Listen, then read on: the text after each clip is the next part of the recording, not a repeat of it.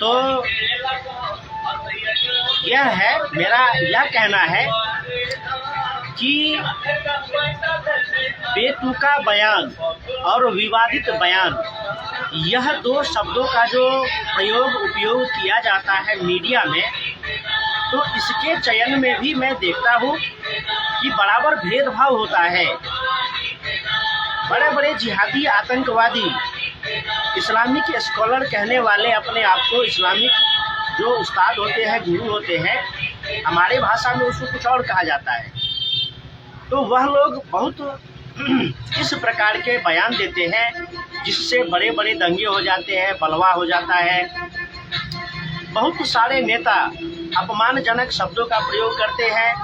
वहाँ मैंने आज तक नहीं देखा किसी पत्रकार को, छोटा पत्रकार हो, बड़ा पत्रकार हो, यूट्यूबर हो, सोशल मीडिया हो या मेन स्ट्रीम मीडिया हो, उसमें कभी बेतुका या विवादित बयान नहीं होता।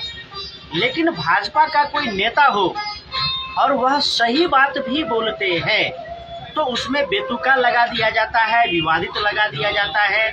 फलाने नेता ने बेतुका बयान दिया, फलाने नेता ने विवादित बयान दिया, और बाकी किसी भी राजनीतिक दल के नेता कुछ भी कह दे, वह बेतुका नहीं होता है, वह विवादित नहीं होता है। यह थोड़ा समझना पड़ेगा लोगों को। सही बात है कि इस देश में, बिहार में ही नहीं पूरे देश में, जब सरकार कोई योजना बनाती है तो उस योजना का लाभ सबको दिया जाता है। उसमें यह नहीं देखा जाता कि कौन अब्दुल है, सलीम है, और कौन अमर है और कौन सरोज है। तो जब सरकार योजनाएं बनाती है तो सबके लिए बनाती है, उसका लाभ मिलता है तो सबको मिलता है।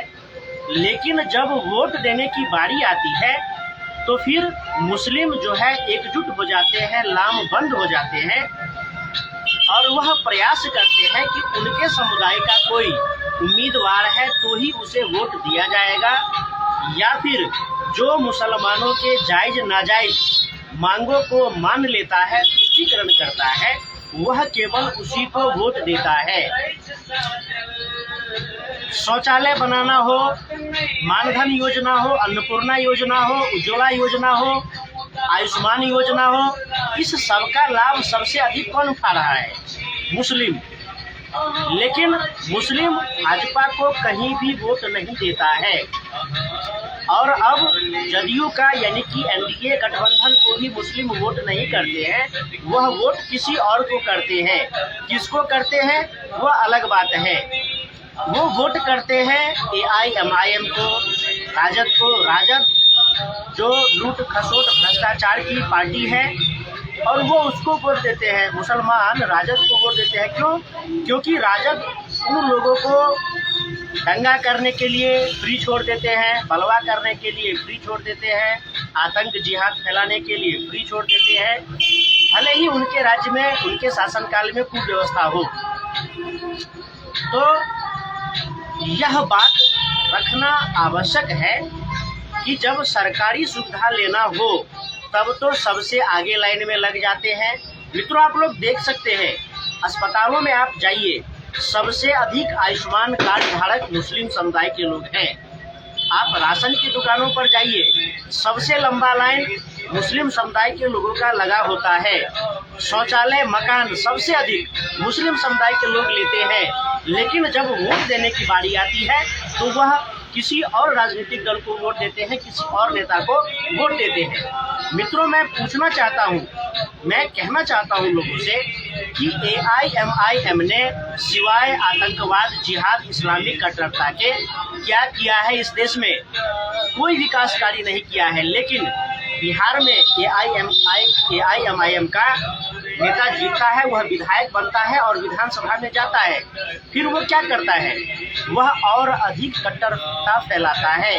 वह जिहाद, दंगा करवाता है, पत्थरबाजी करवाता है, होली के त्योहार को अवरुद्ध करवाता है, दीपावली के पर्व त्योहार को अवरुद्ध करवाता है, दुर्गा पूजा विसर्जन यात्रा पर पत्थरबाजी करवाता है, कांवड़ यात्रा पर पत्थरबाजी करवाता है। तो अगर कोई, अब मान लीजिए कि केवटी में जो कोई भाजपा के उम्मीदवार हैं उनका नामांकन था, उस सभा में मधुबनी के सांसद अशोक यादव ने कहा था कि मुस्लिम समुदाय के लोग सरकारी योजनाओं का लाभ तो लेते हैं लेकिन वह वोट नहीं देते हैं। इसमें क्या बेतुका है और क्या विवादित है? तब तो यही कहेंगे कि इस देश में ऐसे हटेरे लोग हैं जिनको आरएसएस आतंकवादी नजर आता है। विकास पुरुष जो दुनिया भर में महान है, जो दुनिया भर के 36 देशों का वहाँ का सर्वश्रेष्ठ पुरस्कार ले चुका है, उसमें मोदी में भी लोगों को तानाशाह नजर आता है। तो किसी को आरएसएस आतंकवादी लगता है, किसी को मोदी मास मर्डरर तानाशाह लगता है, किसी को भाजपा नफरत फैलाने वाला राजनीति करने वाला राजनीतिक दल लगता है। तो जिनको भाजपा से आपत्ति है, भाजपा नेताओं से आपत्ति है, आरएसएस से आपत्ति है, विश्व हिंदू परिषद बजरंग दल से आपत्ति है, एनडीए गठबंधन से आपत्ति है, ऐसे लोग और उनके जो चाटुकार मीडिया होते हैं वह लोग लिखते हैं कि अशोक यादव ने बेतुका बयान दिया।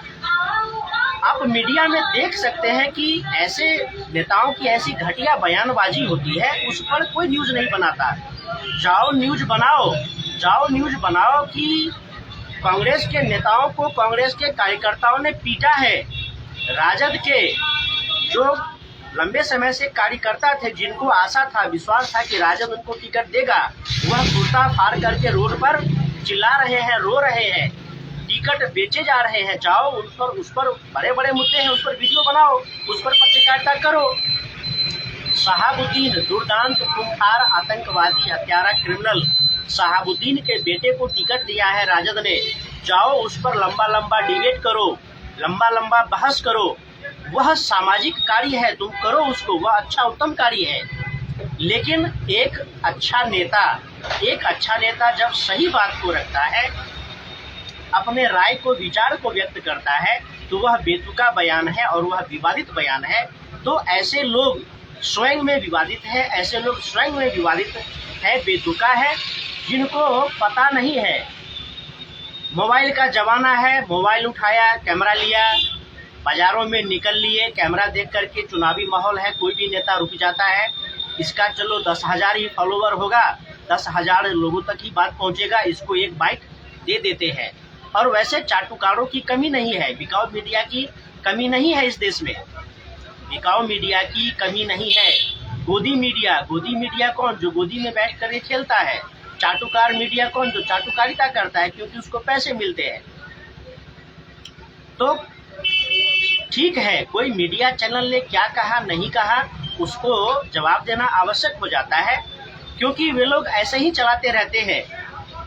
आज मैं एक पोस्ट डाला हूँ 2002 दंगे को लेकर के, जो गोधरा ट्रेन जलाया था उस सब आतंकवादियों का लिस्ट है। तो उसमें मैंने लिखा था कि 2002 से लेकर के 2013 तक, जब तक नरेंद्र मोदी प्रधानमंत्री नहीं बने, इतने वर्षों तक एनडीटीवी में 4-5 पत्रकार मिलकर रोज एक शो में यह बात रखते ही थे कि मोदी ने 2002 दंगा करवाया, मुसलमानों को मरवाया, मोदी नफरत की राजनीति करता है, और गाली गलौज किया जाता था।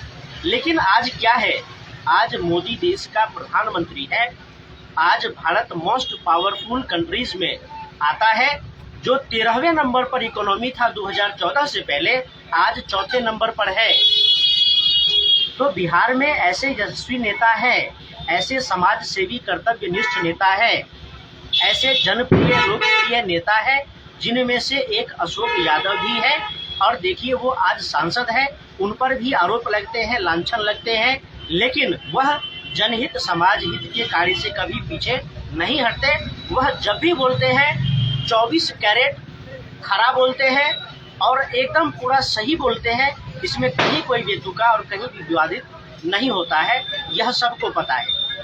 लेकिन बात है तो रखना आवश्यक है, और सबको पता होना चाहिए कि क्या बेतुका होता है, क्या विवादित होता है।